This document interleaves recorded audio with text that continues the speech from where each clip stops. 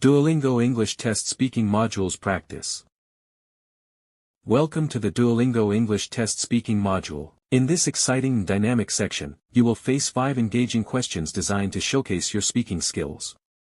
Here's what you can expect. 1. Listen and speak. You'll first listen to an audio clip and then respond to it. This question will be repeated thrice, once at the beginning and once again later in the test, allowing you to demonstrate your ability to understand and articulate responses clearly. You will be facing 2 listens then speak questions. 2. Image description. A picture will be shown to you, and you'll need to describe it.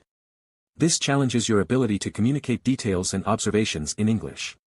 3. Cue card. You'll be given a topic and asked to speak on it for a short time. This is your chance to demonstrate your fluency and coherence in expressing ideas on various subjects. 4. Interview sample speaking. This is your opportunity to participate in a mini-interview, answering questions in a natural, conversational manner to showcase your speaking skills in a real-world setting. For the first 4 questions, listen then speak, image description, cue card, and again listen then speak.